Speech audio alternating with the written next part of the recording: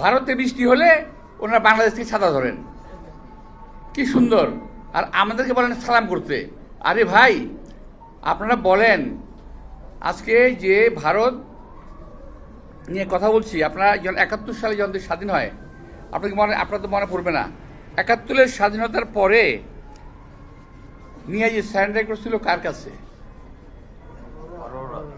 অরোরার কাছে। কেন? আমাদের ওসমানী সাহেব কোথায় ছিলেন? ওসমানী সাহেবকে ওই যে অনুষ্ঠান, মানে স্যারেন্ডার করার যে অনুষ্ঠানটা, সেখানে তাকে আসতে দেওয়া হয় নাই। এখন ভারতেরা বলে কি জানেন? রাহুল গান্ধী নিজে বলেছে, আমি শুনেছি, এখন থেকে আর কয়েক বছর আগে এখনো বলে যে বাংলাদেশকে তারা স্বাধীন করে দিয়েছে। আমরা বলি এই দেশকে আমরা স্বাধীন করেছি। আমরা বলতে চাই তোমরা পাকিস্তানকে ভাগ করার জন্য যুদ্ধ করেছিলে, সেটাও তোমাদের স্বার্থে, আমাদের স্বার্থে নয়। এখন আবারও চোখ তুলেছে বাংলাদেশের দিকে। আমরা শুনতে পাচ্ছি ইতিমধ্যেই একটা রাষ্ট্র ঘোষণা হয়ে গেছে। ভিতরে ভিতরে ইন্ডিয়ান পত্রপত্রিকা, ওদের কাগজে কলমে দেখা যাচ্ছে হিন্দু দেশ বলে দুটি দেশ তারা অলরেডি চিন্তা ভাবনা করে ফেলেছে। ইতিমধ্যেই ভারতীয় উচ্চ পর্যায়ের জায়গায় তারা বাংলাদেশকে আক্রমণ করলে কি কি হতে পারে, দেশের অভ্যন্তরে, দেশের বাইরে, বাংলাদেশে, আন্তর্জাতিক কী কী হতে পারে, তারা ইতিমধ্যে এটা নিয়ে গবেষণা শুরু করেছে। আপনারা যারা সোশ্যাল মিডিয়ায় যান, দেখেন যারা, তার দেখবেন এটার মধ্যে এটা পরিষ্কার পাবেন। যারা এই দেশের দিকে লোলুপ দৃষ্টিকে তারা তাকাচ্ছেন, অর্থাৎ রিক্সাওয়ালার বউ সকলের ভাবি, বাংলাদেশ একটা গরিব দেশ, সুতরাং ছোট দেশ, সুতরাং এটাকে যেভাবে খুঁজে নেওয়া যায়। আর ওই একটা কি জানি একটা মলম বেঁচে একটা লোক আছে, লাফাই গিয়ে, যাই হোক, সেই লোকটা বলে এই তো চট্টগ্রামটা নিয়ে নিলে তো আমাদের, চট্টগ্রাম যদি আমাদের হয়ে যায় তাহলে তো আমাদের কোনো সমস্যা থাকে না, বা আবার রাজত্ব পাইছে, চট্টগ্রাম যদি আমাদের হয়ে যায়। ভাই, একটা কথা মনে রাখতে হবে, আমাদের সোলজার কম, তাই না? এটা আমাদের প্রতিবেশী দেশ ভাবে, কিন্তু আমি তাদেরকে ভাবতে বলবো যে আপনারা 71 সালের মুক্তিযুদ্ধ দেখেন, বিনা ট্রেনিংয়ে কিন্তু আমরা যুদ্ধ করেছি।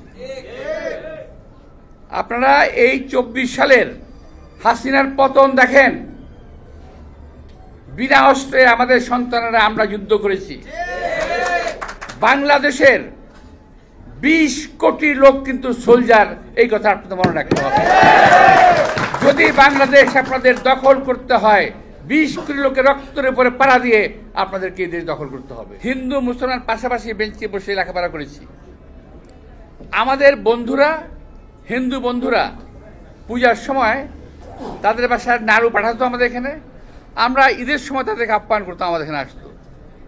এত সুন্দর সম্মিলিত একটা দেশ, এক সৌহার্দ্যপূর্ণ একটা দেশ, সকল জাতি গোষ্ঠীতে দেশ, সেই দেশটাকে আজকে তারা একটা সাম্প্রদায়িক দেশ হিসাবে প্রমাণ করার চেষ্টা করছে বিশ্বব্যাপী।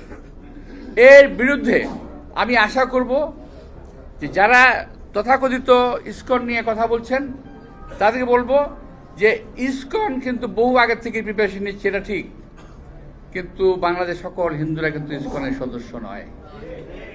এবং ইসকনের সদস্যদের পরীক্ষা করে দেখবেন, এরা সব বাংলাদেশি নাগরিক নয়, অনেক আছে। আপনি যান, আমি আজকেই বলছি, আপনার সাংবাদিক বাড়ি যান, এই যে আমাদের কোথায় র্যাকিং স্ট্রিট,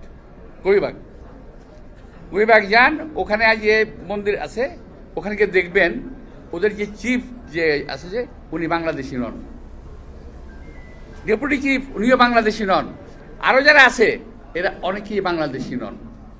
সুতরাং আমি দেখেছি বাংলাদেশি, আপনি ইসকন আমি শুনি নাই, এই প্রথম শুনলাম, মানে বহুদিন পর। কিন্তু এদের একটা অসৎ উদ্দেশ্য আছে, বাংলাদেশে একটা সাম্প্রতিক গন্ডগোল লাগানোর জন্য, যাতে করে আবার এর মধ্যে ইন্ধন যোগাচ্ছে কে? এই যে আমাদের এখান থেকে পালিয়ে গেছে, কি নাম, পলাতক শেখ হাসিনা ওয়াজিদ, খুনি হাসিনা, পলাতক খুনি হাসিনা, তিনি গিয়ে ওখান থেকে কলকাঠি নাড়ছেন। সারা বিশ্বের কেউ যখন তাকে হাসিনাকে জায়গা দেয় না, আজকে ভারত হাসিনাকে কেন লালন করছে, কোন অধিকারে, কিভাবে লালন করছে?